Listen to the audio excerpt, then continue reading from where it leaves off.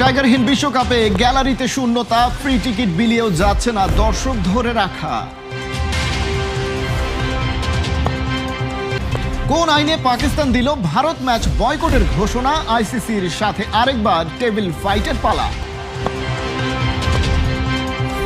বিশ্বকাপ মিস করা টাইগারদের জন্য কাঁদে হামিন আহমেদের মন, বাড়ছে অপেক্ষা সাকিব আল হাসান ফিরবেন কখন।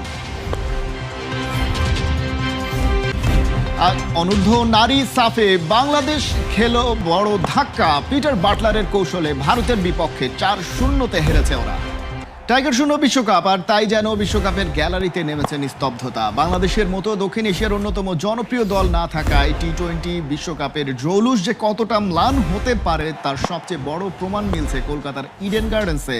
লঙ্কা ক্রিকেট তো পাকিস্তান ম্যাচে দর্শক টেনেছে ফ্রি টিকিটের অফার দিয়ে, কিন্তু বাংলাদেশ ছাড়া বিশ্বকাপ আয়োজন করতে গিয়ে আয়োজকদের সামনে এখন ফাঁকা গ্যালারির বাস্তবতা।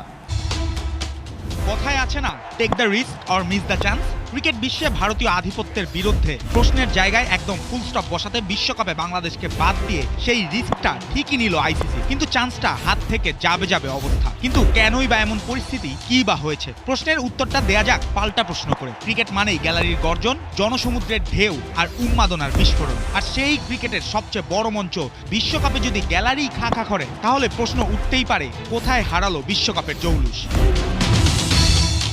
কলকাতার ঐতিহাসিক ইডেন গার্ডেন্স, যেখানে এক সময় টাইগারদের ম্যাচ মানেই ছিল লাল সবুজের দখল, গ্যালারিতে বাংলাদেশের পতাকা ঢাকের বাদ দিয়ে স্লোগানে কাঁপত পুরো কলকাতা। কিন্তু এবার দৃশ্যটা পুরো উল্টো। বাংলাদেশ নেই বিশ্বকাপে, আর সেই শূন্যতার সরাসরি ছাপ পড়েছে দর্শক সংখ্যায়। 65,000 ধারণ ক্ষমতার ইডেনে উদ্বোধনী দিনে ওয়েস্ট ইন্ডিজ স্কটল্যান্ড ম্যাচের জন্য বিক্রি হয়েছে মাত্র 2,917টি টিকিট। বিশ্বকাপ ম্যাচ, অথচ গ্যালারির বেশিরভাগ আসনই ফাঁকা। ক্রিকেট প্রেমী কলকাতার শহরেও যেন ছিল দর্শক খরার হাহাকার। শুধু উদ্বোধনী ম্যাচ নয়, পরবর্তী ম্যাচগুলোরও একই চিত্র। 16 ফেব্রুয়ারি ইংল্যান্ড ইতালি ম্যাচের টিকিট বিক্রি হয়েছে মাত্র 4,970টি, আর 19 ফেব্রুয়ারি ওয়েস্ট ইন্ডিজ ইতালি ম্যাচের জন্য বিক্রি হয়েছে মাত্র 1,248টি টিকিট। সংখ্যাগুলোই বলে দিচ্ছে বাংলাদেশকে বাদ দিয়ে আইসিসি কত বড় ঝুঁকি না নিয়েছে। এই মরার ওপর খাড়ার ঘাটা মেরেছে আবার পাকিস্তান। বিশ্ব ক্রিকেটে ভারতের একচ্ছত্র আধিপত্যের বিরুদ্ধে বাংলাদেশের পাশে দাঁড়িয়ে জানিয়েছে প্রতিবাদ, তবে পুরোপুরি বয়কট না করে বলে দিয়েছে ভারতের বিপক্ষে ম্যাচটা তারা খেলবে না। ক্রিকেট বিশ্বের সবচেয়ে হাই ভোল্টেজ লড়াই গড়াবে না মাঠে, তাতেই বিশ্বকাপের আলো নিভু নিভু অবস্থা। যে টাকার লোভে এত কিছু করে আইসিসি, সেখানেই শত শত কোটি টাকার লোকসান। দেন দরবার যদিও চলছে এখনো, তবে ব্যাক চ্যানেলে।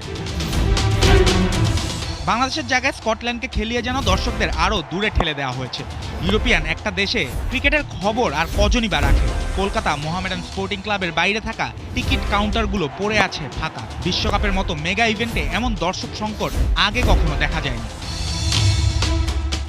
এমন অবস্থায় দর্শক ফিরিয়ে আনতে ডেকে ডেকে গ্যালারিতে মানুষ বসাচ্ছে শ্রীলঙ্কা ক্রিকেট এসএলসি। টিকিট বেচতে না পারার ব্যর্থতা ঢাকতে বিশেষ আয়োজনের তকমা লাগিয়ে কলম্বোয় বিশ্বকাপের উদ্বোধনী পাকিস্তান নেদারল্যান্ডস ম্যাচে দেয়া হয়েছে ফ্রি এন্ট্রি।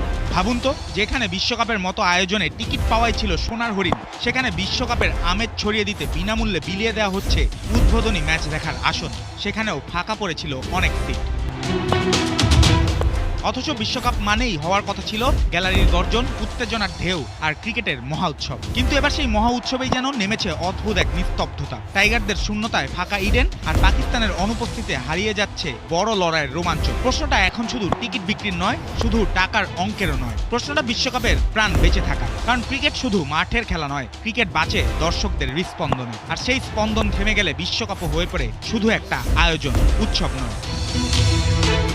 পাকিস্তান বিশ্বকাপের সব ম্যাচই খেলবে, কিন্তু ভারতের বিপক্ষে মাঠে নামবে না তারা। ভালো কথা, কিন্তু কোন আইনে বা নিয়মের জোরে এই সিদ্ধান্ত নিল তারা? এই প্রশ্নের উত্তর পিসিবির কাছে অফিসিয়ালি জানতে চেয়েছে আইসিসি, আর সেটা জানাতেই এবারে ইন্টারন্যাশনাল ক্রিকেট কাউন্সিলের সাথে আলোচনায় বসছে পাকিস্তান ক্রিকেট বোর্ড।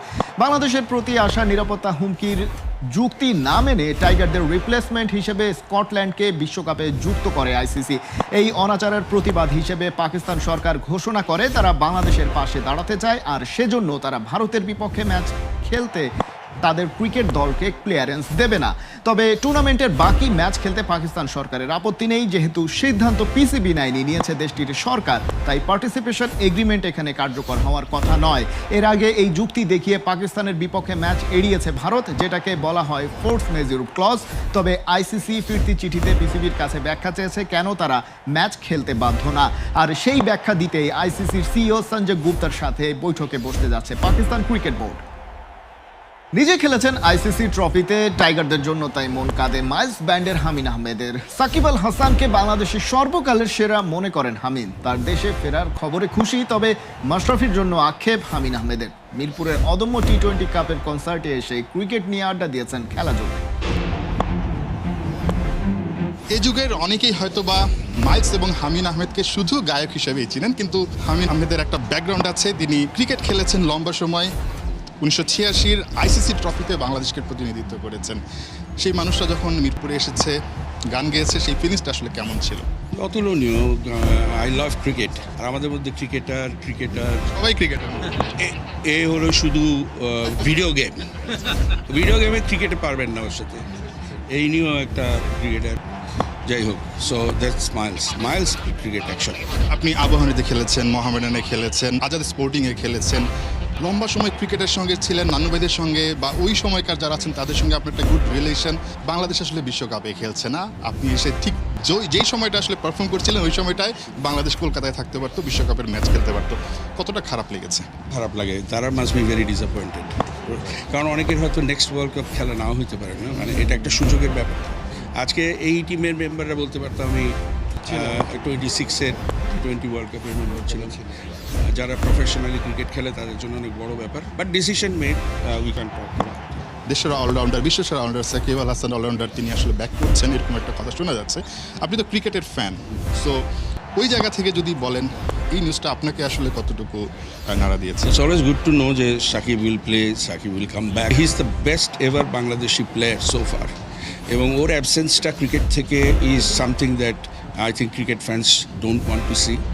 আর সে যদি ফেরে তাহলে it will be a good news for Bangladesh. Bangladesh ক্রিকেটকে যারা রিপ্রেজেন্ট করে তারা যদি বাংলাদেশের মাটিতে রিটায়ার না করতে পারে, আজ অবধি আমরা একটা ভালো করে বিদায় জানাইতে পারলাম না, এটা অত্যন্ত দুঃখের বিষয়। নাটকীয়তায় ভরা বিশ্বকাপ, আর সেই নাটকের এখন মূল চরিত্র পাকিস্তান। অনেক ডামাডোলের ভিড়ে ওদের শুরুটা হলো ভালোই। কলম্বোতে টি-20 বিশ্বকাপের প্রথম ম্যাচে নাটকীয় জয় তুলে নিয়েছে পাকিস্তান। নেদারল্যান্ডসের দেওয়া 147 রানের টার্গেট তাড়া করে 3 উইকেটে জয় নিশ্চিত করেছে সালমান আঘার দল। টস হেরে আগে ব্যাটিংয়ে নেমে প্রথমে 3 উইকেটে ডাচদের সংগ্রহ ছিল 105, তবে এরপরেই আসা যাওয়ার মিছিলের শেষমেশ তারা অল আউট হয় 147 রানে। লক্ষ্য তাড়ায় পাকিস্তান একসময় ছিল পুরো নিয়ন্ত্রণে। 9 ওভারে প্রয়োজন ছিল মাত্র 50 রান, হাতে ছিল 8 উইকেট, কিন্তু অলরাউন্ডার ফাহিম আশরাফের 11 বলে 29 রানের ঝোড়ো ইনিংসে